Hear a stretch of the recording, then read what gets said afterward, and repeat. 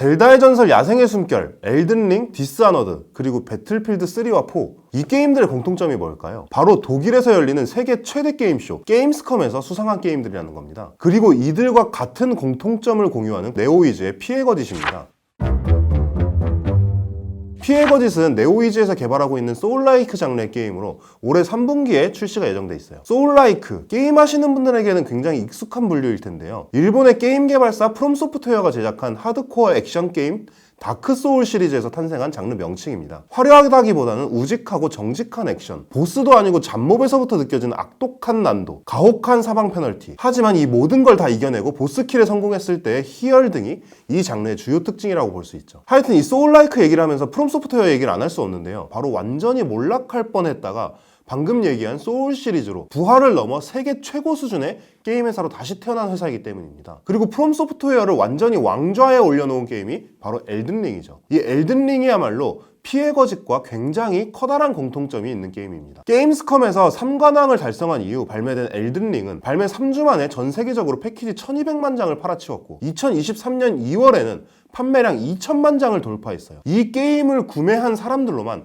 칠레 정도의 나라를 만들 수 있다는 뜻이에요. 어디 감히 피해 거짓을 엘든링에 갖다 대냐는 사람들도 있을 텐데요. 일단 우리나라 언론뿐 아니라 외국 언론에서도 엘든링과 피해 거짓을 비교하는 기사가 나오고 있기는 합니다. 사실 엘든링은 올타임 레전드 수준의 게임인 건 맞으니까 피해 거짓이 엘든링만큼 팔릴 거다, 이런 건 조금 무리한 가정일지도 몰라요. 하지만 엘든링이 그만큼 어마어마한 게임이기 때문에 피해 거짓이 엘든링 판매량의 25% 정도만 판매에 성공하더라도 전 세계적으로 500만 장을 판매한다는 얘기예요. 글로벌 대박이라기엔 조금 귀여운 수익이 아니냐고요? 틀린 말은 아니에요. 네오위즈의 2022년 매출이 2,946억 원이거든요. 하지만 네오위즈가 매출로 대박을 노리고 있었다면 소울라이크 게임이 아니라 리니지라이크 게임을 만들었겠죠. 만약 피해 거짓이 글로벌 흥행에 성공하게 된다면 저 게임은 네오위즈에게 단순히 돈으로는 설명되지 않는 엄청난 인지도 상승 효과를 가져다 주게 될 겁니다. 그리고 그 인지도 상승은 우리가 가장 관심 있는 것,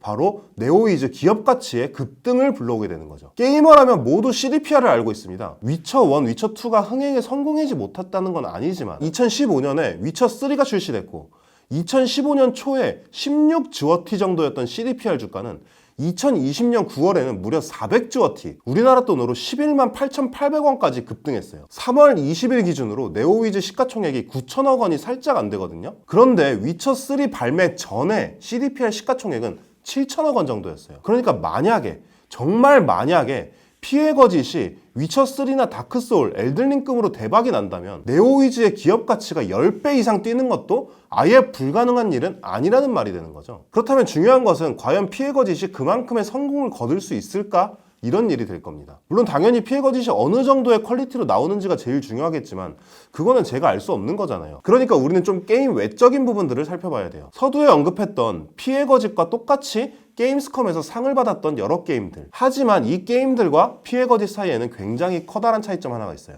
바로 인지도죠. 엘든링은 처음부터 발매되기만 하면 1000만 장 정도는 깔고 들어간다고 사람들이 여겼을 정도로 압도적인 기대를 받았던 게임이에요. 젤다의 전설이나 배틀필드 IP의 위력은 말할 것도 없고요. 하지만 피해 거짓은 완전히 새로운 시리즈이고 사실 네오위즈의 이름값 역시 앞에 회사들과 비교하면 매우 미미한 수준입니다. 아무리 게임성이 훌륭하더라도 실제로 이용자들이 구매해서 플레이를 해봐야 그 게임의 진가를 알 수 있고, 그렇기 때문에 흥행의 인지도는 매우 중요한 요소예요. 특히 콘솔 게임은 일단 무료로 다운받고 재미없으면 지우면 되는 모바일 게임이나 F2P 게임과 달리 처음부터 돈을 지불해야 구매할 수 있기 때문에 이런 점이 훨씬 더 중요하게 작용하죠. 그런 의미에서 네오위즈가 피해 거짓을 발매하는 파트너로 마이크로소프트를 선택한 것이 매우 현명하다고 느껴집니다. 네오위즈는 피해 거짓 발매와 동시에 마이크로소프트의 구독형 게임 서비스 엑스박스 게임 패스에서 이 피해 거짓을 플레이할 수 있도록 만들었는데, 이는 이용자들의 진입 장벽을 확실히 낮춰주는 효과를 발휘할 수 있어요. 우리가 잘 알지 못하는 어떤 영화를 돈을 내고 보는 데는 저항감이 있지만